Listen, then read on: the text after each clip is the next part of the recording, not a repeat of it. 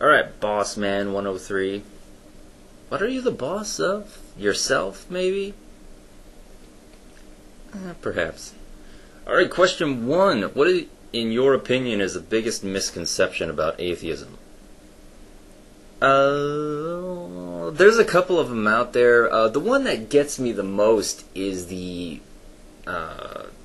people tend to equate atheism with nihilism, saying that without religion, there's no basis for morality, that you shouldn't believe in anything, why don't you just kill yourself, that sort of thing. They don't realize that atheism is just it's the answer to the question, what religion are you? A, are you a Jew? B, are you a Christian? C, Islam. D, other. E, none of the above. That's atheism. It's none of the above. It's an opting out. Anything else, any philosophy, morals, ethics, are all pulled from someplace else. Just because you're an atheist doesn't mean that nothing else is important. Atheism equals nihilism. That one bugs the hell out of me. And you know why? Because I used to think that was the case back when I was a Jew in my teens and early 20s.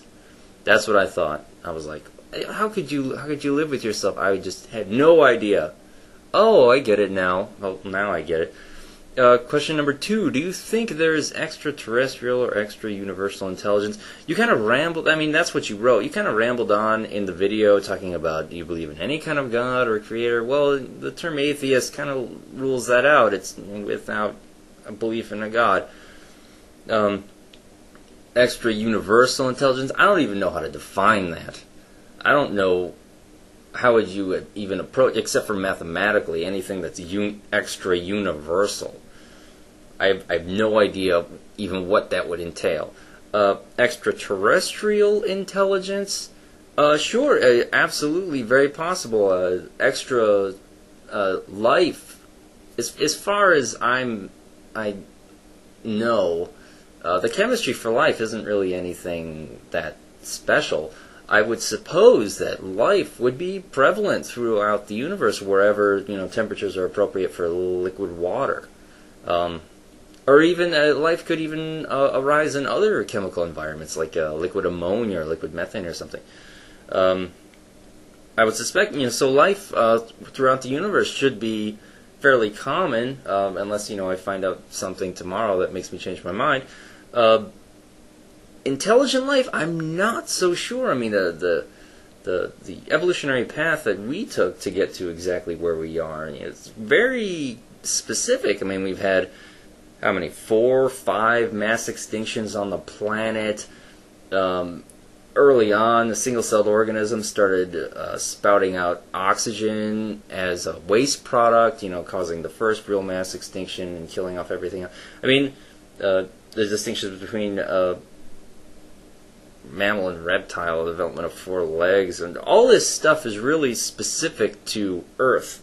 So I'm not sure how common intelligent social tool-making, language-using creatures, I'm not sure how common that is throughout the universe, but the universe is just such a big place. We just statistically speaking, for us to be the only ones, it's kind of ridiculous. There might be a handful scattered throughout the universe, or it might be actually quite common given a planet has life on it for a certain number of years. Well, we don't know.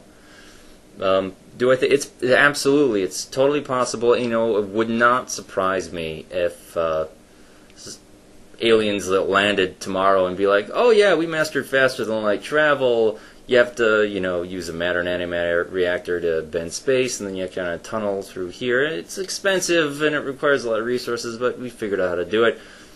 That wouldn't, I'd be like, "Oh, that's cool," but it really wouldn't surprise me. 3. What, in your opinion, is the poorest argument for religion and why? The argument by population, well, however many billions of people can't be wrong. Yes, they can be wrong. Maybe honestly wrong, but absolutely they can be wrong. Of course, we'll come up with something like, back in the day, everyone thought the Earth was flat, or whatever it was. It doesn't matter. Yes, it doesn't matter how many number of people believe a thing; it can still be wrong.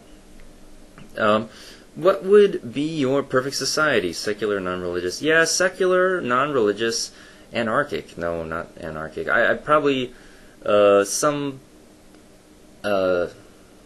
lot of personal freedoms, liberal, elected republic, probably. I'll just defer to Star Trek's World Government Organization for that one. Number 5. If, when you die, Jesus is there, how would you justify yourself to him, and what do you think his response would be? Well, unfortunately, my Hebrew and Aramaic is very rusty. I don't think I'd be able to communicate with him. But assuming that he has spent, the 2,000 years in death to learn English, then I'd probably just ask him, what the hell? I don't get it.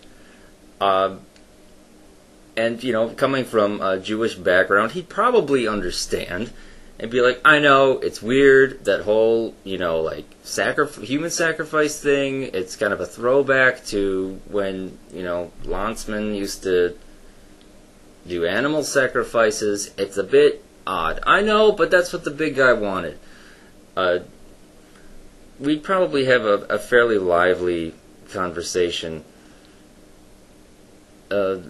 But, if I'm totally honest, I can't imagine that he'd have a real big problem with my stance. He'd be like, come on, that stuff doesn't make any sense.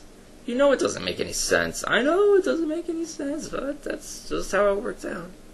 Well, what do you expect me to do? Oh, you did exactly as you should have done. That's fine. All right. Is that it? That's your 5? All right.